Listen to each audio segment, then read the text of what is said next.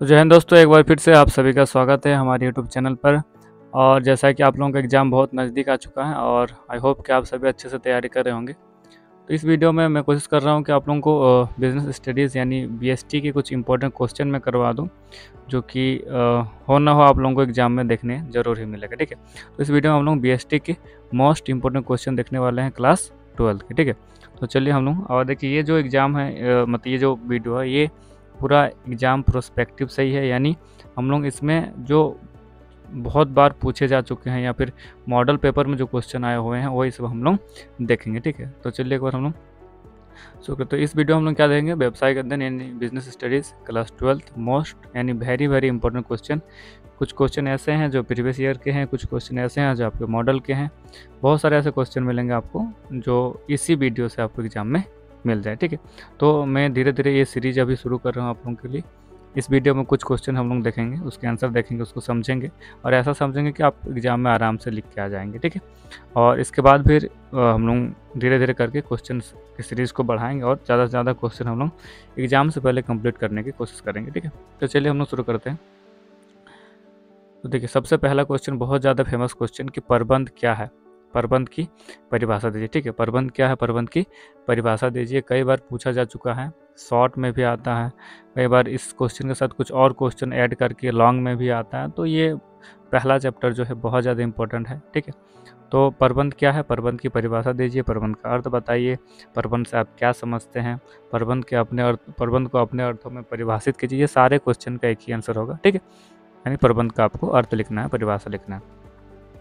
देखिए प्रबंध क्या है, तो प्रबंध से आशय दूसरे व्यक्तियों से कार्य कराने की युक्ति या फिर कला। तो प्रबंध हम लोग किसको बोल रहे हैं, प्रबंध यानी दूसरे व्यक्तियों से कार्य कराने की युक्ति या कला, आर्ट। ठीक है, तो ये जो प्रबंध का अर्थ दूसरे व्यक्तियों से कार्य कराने की युक्ति है या कला है, ये एक पारंपरिक परिभाषा यानी पुरानी परिभाषा। ठीक है, परंतु वर्तमान समय में प्रबंध से आशय दूसरे से कार्य कराने तक ही सीमित नहीं है। पुराने समय में ऐसा माना जाता था कि दूसरों से काम कराना ही क्या कहलाता है, प्रबंध, लेकिन वर्तमान समय में ऐसा नहीं है।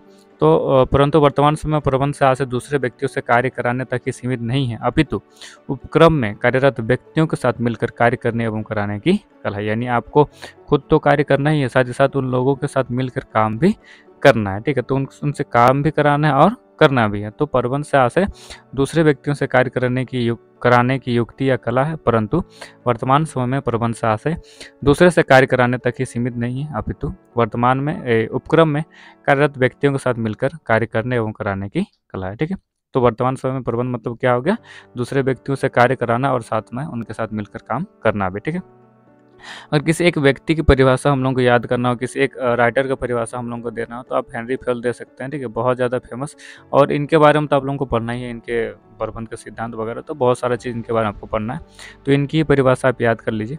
तो हेनरी फेयल के द्वारा प्रबंध की परिभाषा क्या है, देखिए प्रबंध का अर्थ पूर्वानुमान लगाना, योजना बनाना, संगठन करना, निर्देश देना, समन्वय करना और नियंत्रण करना। ठीक है, तो हेनरी फेयल क्या कहते हैं कि प्रबंध क्या है, तो प्रबंध का अर्थ है पूर्वानुमान लगाना, योजना बनाना, संगठन करना, निर्देश देना, समन्वय करना और नियंत्रण करना। और इस परिभाषा को आप एकदम रट लीजिए और एकदम डिट्टो इसी को लिख के आइएगा अगर एग्जाम में आता है। ठीक है, क्योंकि देखिए अगर हम लोग एक सामान्य परिभाषा देते हो तो इस तरह से हम लोग लिख सकते हैं, परंतु अगर हम इस राइटर की परिभाषा देते हैं तो हमें वो उनके द्वारा जो भी कहा गया एकदम सेम टू सेम हमको लिख के आना पड़ता है, तब जाके उसमें नंबर मिलता है। ठीक है, तो अगर आप हेनरी फेयल की परिभाषा याद करना चाहते हैं तो इसे जरूर कीजिए, बहुत अच्छी परिभाषा है और इसे आप अच्छे से याद कर लीजिए और एग्जाम में ही लिख कर आइएगा। ठीक है, तो प्रबंध क्या है, प्रबंध की परिभाषा दीजिए। तो हेनरी फेयल के अनुसार प्रबंध का अर्थ पूर्वानुमान लगाना, योजना बनाना, संगठन करना, निर्देश देना, समन्वय करना और नियंत्रण करना। ठीक है, चलिए आगे बढ़ते हैं।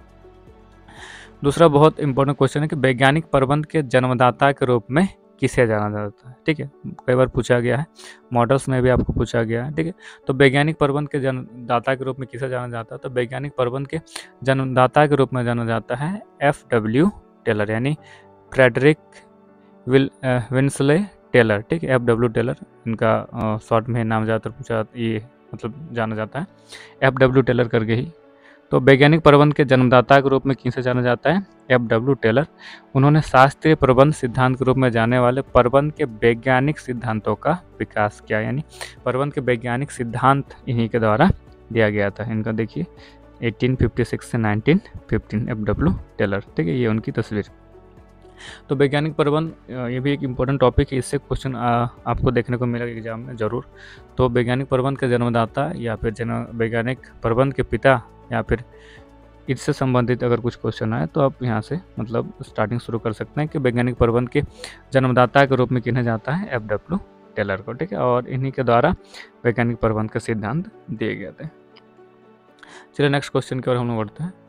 अगला क्वेश्चन है कि प्रबंध एक सतत प्रक्रिया है कैसे। ये भी आपका मॉडल का क्वेश्चन है, प्रीवियस में भी ये पूछा गया है क्वेश्चन, तो बहुत ज़्यादा इंपॉर्टेंट क्वेश्चन है, कई बार पूछता है कि प्रबंध एक सतत प्रक्रिया है, कंटिन्यूस प्रोसेस है, ये कैसे है। तो देखिए, ये अगर लॉन्ग में आता हो तो इस तरह से आपको पॉइंट वाइज लिखना होगा, ठीक है। तो प्रबंध एक सतत प्रक्रिया है क्योंकि यह एक चक्रीय प्रक्रिया है, यानी ये चक्र के रूप में चलते रहता है, जिसमें क्या क्या शामिल है, नियोजन है, संगठन है, निर्देशन है, नियंत्रण और समन्वय जैसे कार्य शामिल है। यह प्रक्रिया लगातार चलती रहती है और एक चरण का परिणाम दूसरे चरण के लिए आधार बनता है, ठीक है।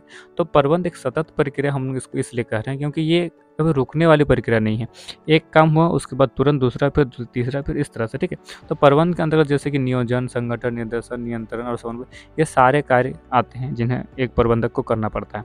तो जैसे एक कार्य खत्म होता है तो उसके तुरंत बाद दूसरा कार्य, फिर तीसरा, फिर चौथा, फिर पांचवा, तो इस तरह से एक के बाद एक कार्य चलते रहते हैं, इसीलिए प्रबंध को क्या कहा गया है, सतत प्रक्रिया कहा गया है। देखिए, यहाँ कुछ कारण है जिनकी वजह से प्रबंध एक सतत प्रक्रिया है। क्या, देखिए, नियोजन और क्रियान्वयन। पहला बिंदु क्या है, नियोजन करना और क्रियान्वयन करना।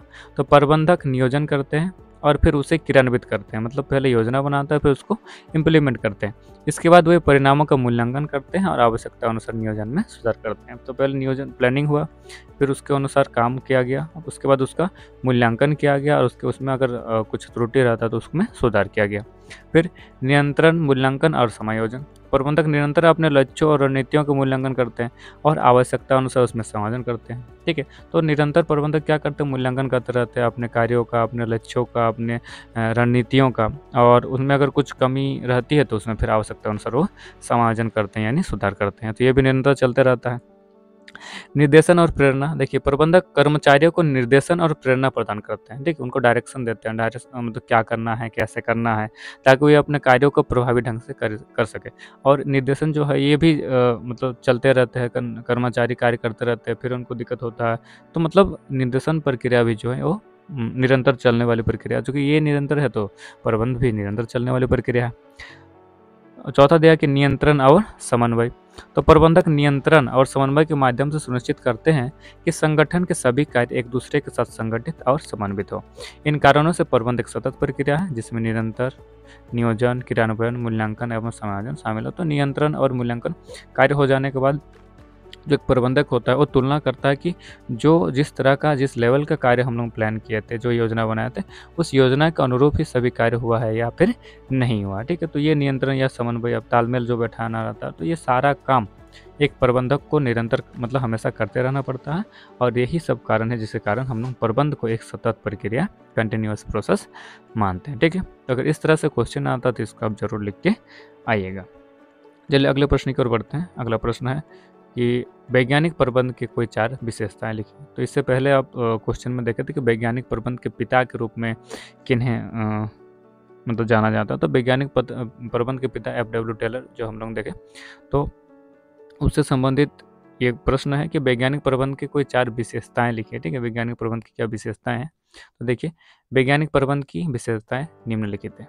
पहला, निश्चित योजना, ठीक है। तो वैज्ञानिक प्रबंध में सबसे पहले क्या है, निश्चित योजना। तो वैज्ञानिक प्रबंध का सबसे मुख्य विशेषता यह है कि इसमें प्रत्येक कार्य को आरंभ करने से पूर्व एक निश्चित योजना तैयार की जाती है और सारा कार्य उसी योजना के अनुरूप ही किया जाता है, ठीक है। तो वैज्ञानिक प्रबंध में क्या किया जाता है, पहले एक निश्चित फिक्स योजना, फिक्स प्लानिंग बनाया जाता है और प्लानिंग के अनुसार ही सारा कार्य धीरे धीरे किया जाता है, ठीक है। तो वैज्ञानिक प्रबंध की पहली विशेषता क्या हुई, निश्चित योजना।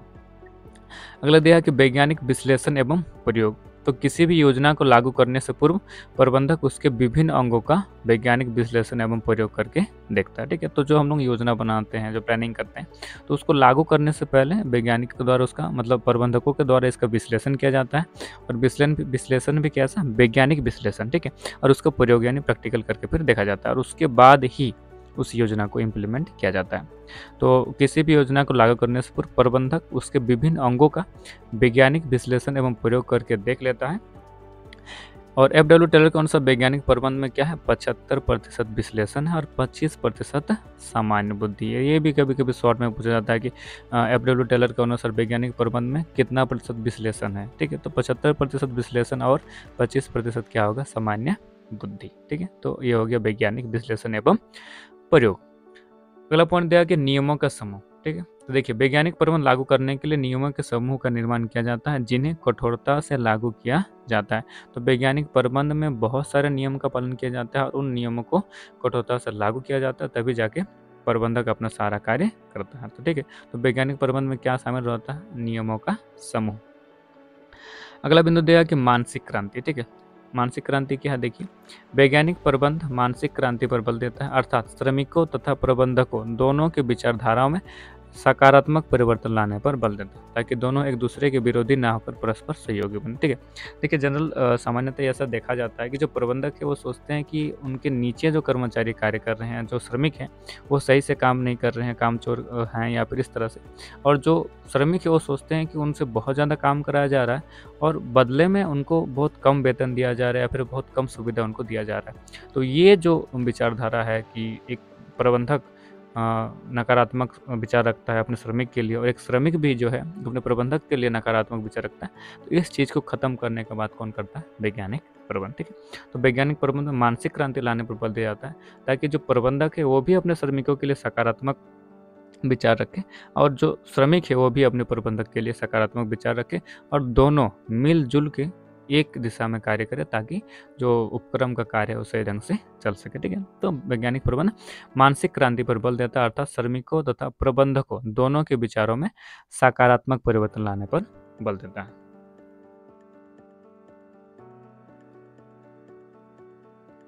अगले प्रश्न की ओर बढ़ते हैं। समन्वय प्रबंध का सार है। तो समन्वय को प्रबंध का सार बोला गया। यदि ये मॉडल पेपर 2023-24 में पूछा गया था। तो समन्वय को प्रबंध का सार क्यों बोला जाता है, चलिए इसको देखते हैं। तो समन्वय प्रबंध का सार है विभिन्न कार्यों और गतिविधियों को एक साथ जोड़ना और उन्हें एक दूसरे के साथ संगठित करना ताकि संगठन के लक्ष्यों को प्राप्त किया जा सके। समन्वय के माध्यम से प्रबंधक विभिन्न विभागों और टीमों के बीच संचार और सहयोग को बढ़ावा देता है जिसमें कार्यों को अधिक कुशलता से पूरा किया जा सके। तो समन्वय का मतलब क्या होता है, तालमेल करना। ठीक है, समन्वय का मतलब क्या हो गया, तालमेल बैठाना। तो देखिए एक विभाग में, एक उपक्रम में अलग अलग विभाग होते हैं, अलग अलग प्रकार के व्यक्ति रहते हैं, अलग अलग स्तर के व्यक्ति रहते हैं, अलग अलग विभाग के व्यक्ति रहते हैं। तो समन्वय में क्या किया जाता है, सभी विभागों में, सभी व्यक्तियों में तालमेल बैठाया जाता है। ठीक है, तो देखिए फिर से एक बार पढ़ता हूँ कि समन्वय प्रबंध का सार है विभिन्न कार्यों और गतिविधियों को एक साथ जोड़ना, अलग अलग कार्य, अलग अलग गतिविधि, उनको एक साथ जोड़ना और उन्हें एक दूसरे के साथ संगठित करना एक साथ ताकि संगठन के लक्ष्यों को प्राप्त किया जा सके। तो संगठन में जितने भी कार्य हैं, जितने भी गतिविधियां हैं, उनको संगठित करना और एक दूसरे के साथ जोड़ना। समन्वय के माध्यम से प्रबंधक विभिन्न विभागों और टीमों के बीच संचार और सहयोग को बढ़ावा देता है। तो अलग अलग जो विभाग रहते हैं एक उपक्रम में, एक उपक्रम के अलग अलग विभागों के बीच प्रबंधक क्या करता है, संचार बढ़ाता है, सहयोग बढ़ाता है, यानी उनमें तालमेल बैठाता है। ठीक है, और इसी चीज़ को हम लोग क्या कहते हैं, समन्वय कहते हैं।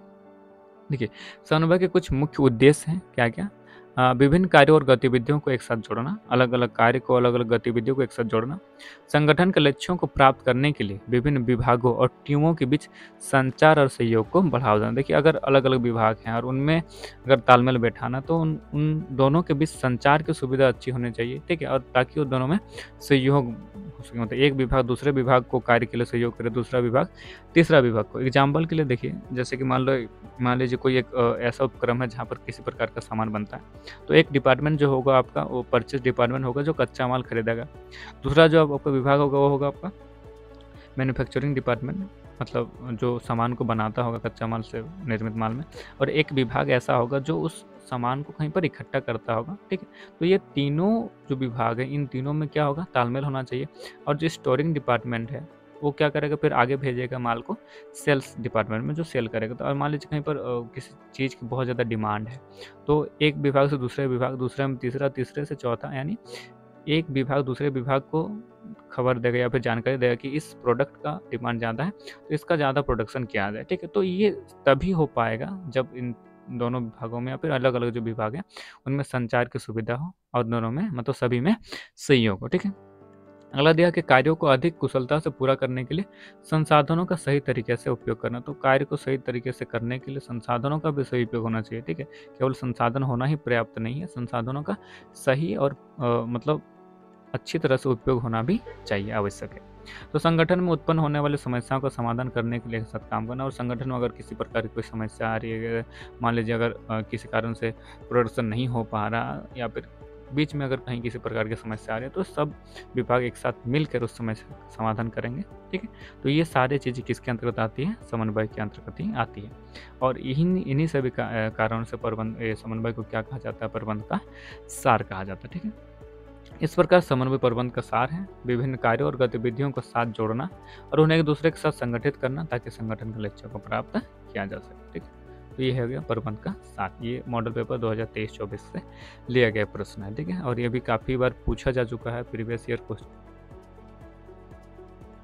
चलिए वीडियो में आगे बढ़ते हैं, लेकिन इससे पहले अगर आप लोग हमारे चैनल पर नए हैं तो चैनल को जरूर सब्सक्राइब कीजिएगा और वीडियो पसंद आए तो वीडियो को लाइक जरूर कीजिए। ठीक है। क्योंकि इस वीडियो में हम लोग जितने भी क्वेश्चन दे रहे हैं ये आपके वेरी इंपॉर्टेंट क्वेश्चन है, प्रीवियस ईयर में पूछे जा चुके क्वेश्चन है।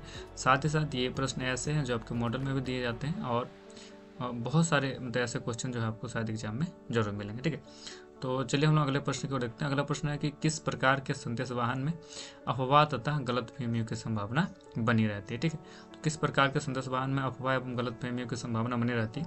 तो देखिए संदेश वाहन जो ये दो प्रकार का होता है। एक होता है औपचारिक संदेश वाहन और दूसरा जो होता है आपका अनौपचारिक संदेश वाहन। ठीक है। तो एक हो गया आपका औपचारिक संदेश वाहन, दूसरा हो गया अनौपचारिक संदेश वाहन। औपचारिक संदेश वाहन में क्या होता है? जो संदेश होता है वो एक विधिवत तरीके से एक व्यक्ति से दूसरे व्यक्ति तक, एक विभाग से दूसरे विभाग तक हस्तांतरित होता है। ठीक है। तो उसमें कुछ रूल्स होते हैं, नियम होते हैं, उसको हम लोग क्या बोलते हैं? औपचारिक संदेश वाहन। तो औपचारिक संदेश वाहन में लिखित होता है संदेश आपका, मतलब ज़्यादातर जो संदेश होता है आपका लिखित ही होता है। ठीक है। तो लिखित संदेश में क्या होता है? किसी प्रकार के त्रुटि या अफवाह होने की संभावना नहीं रहती। लेकिन अनौपचारिक संदेश वाहन जो होता है उसमें किसी प्रकार का लिखित संदेश वाहन हो, मतलब लिखित संदेश हो, ये आवश्यक नहीं है, क्योंकि उसमें जो संदेश लेने और देने का जो मार्ग होता है उसमें वो किसी प्रकार से अनौपचारिक नहीं होते। यानी आप अपने मित्र, बंधु, सखा, दोस्त, यारी, ये सब के बीच में मतलब इस तरह का रिश्ते में अगर हम लोग इसी प्रकार का संदेश वाहन को देखते हैं तो उसको हम लोग बोलते हैं अनौपचारिक संदेश वाहन। तो जो अफवाहें होती हैं या फिर जो गलतफहमियां होती हैं वो अनौपचारिक संदेश वाहन में ही देखने को मिलता है, क्योंकि इस प्रकार के संचार में जानकारी का आदान प्रदान बिना किसी आधिकारिक प्रक्रिया के द्वारा होता है। ठीक है। किसी प्रकार का आधिकारिक प्रक्रिया नहीं होता, एक व्यक्ति से दूसरे व्यक्ति में जानकारी दिया जाता है और लोग अक्सर अपनी सोच, भावना और अनुभव के आधार पर जानकारी में बदलाव देते हैं। इससे गलती या अधूरी जानकारी फैलने की संभावना बन जाती है। तो एक ही चीज़ को अलग अलग व्यक्ति अलग अलग तरीके से सोचते हैं, देखते हैं, उसको बताते हैं, तो लोग अपनी भावनाओं में या फिर अपनी सोच या अपने अनुभव के आधार पर उस चीज़ को व्यक्त करते हैं। तो इससे जो मतलब असल में जो संदेश रहता है वो संदेश अंत तक आते आते उसमें परिवर्तन आ जाता है। जैसे मान लीजिए यहाँ पर कुछ संदेश दिया गया, ये संदेश इस व्यक्ति के पास गया, यह व्यक्ति अपनी भावना, अपना सोच के हिसाब से इनको बता रहे, इन्होंने इन सभी को पता है। ठीक है। तो इसमें क्या होगा, जो असल में जो संदेश रहेगा, असल में जो मैसेज रहेगा वो इनमें आते आते इसमें क्या आ गया? परिवर्तन आ जाएगा। तो इस प्रकार का संदेश वाहन जो रहेगा आपको अनौपचारिक संदेश वाहन होगा, जिसमें अफवाह और गलतफहमी की संभावना रहती है। लेकिन मान लीजिए अगर ये संदेश लिखित है, ये लिखित पेपर के थ्रू इनको मिला, ये भी सेम चीज़ पढ़े, उसके बाद वही पेपर इनको मिले, ये भी सेम चीज़ पढ़े और ये भी सेम चीज़ पढ़े, तो इससे क्या होगा? इनका जो मैसेज रहेगा, जो संदेश रहेगा, डायरेक्ट इनको उसी रूप में मिलेगा जिस रूप में इन्होंने दिया है। ठीक है। तो ये हो गया आपका अंतिम क्वेश्चन, यानी किस प्रकार के संदेश वाहन में अफवाह और गलतफहमी की संभावना रहती है? तो अनौपचारिक संदेश वाहन में, इनफॉर्मल कम्युनिकेशन में। आगे देखते हैं। देखिए ये आप लोगों का होमवर्क क्वेश्चन, हेनरी फेल द्वारा दिए गए प्रबंध के सिद्धांतों को लिखें। तो हेनरी फेल को द्वारा जो प्रबंध के सिद्धांत दिए गए उनको लिखना है और नेक्स्ट वीडियो में हम लोग इन क्वेश्चन को देखेंगे, क्योंकि ये भी इंपॉर्टेंट क्वेश्चन है, इनसे क्वेश्चन पूछे जाते हैं, मतलब एग्जाम में आपको क्वेश्चन देखने को मिलेगा। अगला है कि टेलर के वैज्ञानिक प्रबंध के सिद्धांतों की संक्षिप्त व्याख्या करें। तो ये 2013 में पूछा गया क्वेश्चन है जैक के द्वारा। तो ये दो क्वेश्चन आप घर में कर लीजिएगा और अगर नहीं कर पाते हैं तो नेक्स्ट वीडियो में हम लोग इन क्वेश्चन के आंसर्स को देखने वाले हैं। तो ये रहा आपका होमवर्क। अगर अभी तक आप लोग हमारे चैनल को सब्सक्राइब नहीं किए हैं तो ज़रूर कीजिए, वीडियो पसंद आए तो लाइक कीजिए, क्योंकि और हाँ, नोटिफिकेशन ऑन ज़रूर कीजिएगा, क्योंकि नेक्स्ट वीडियो जैसे मैं अपलोड करूँगा आप लोगों को मिल जाएगा। ठीक है, मैं थोड़ा सा कम वीडियो बना रहा हूँ क्योंकि अभी जो है जो पेड बैचेस है, हमारे ऑफलाइन बैचेस है, उनमें थोड़ा सा मैं बिजी रह रहा हूँ, लेकिन मैं कोशिश करूँगा आप लोगों के लिए कुछ ना कुछ वीडियो जरूर अपलोड कर दूँ जो कि आपके एग्जाम के लिए बहुत ज़्यादा हेल्पफुल होंगे। ठीक है, मतलब होंगे। तो इस वीडियो में इतना ही, तब तक के लिए बहुत बहुत धन्यवाद। उम्मीद करता हूँ आप लोगों को अच्छा लगा होगा और आप लोग अच्छे से अपने एग्ज़ाम की तैयारी कर रहे होंगे। और थैंक यू।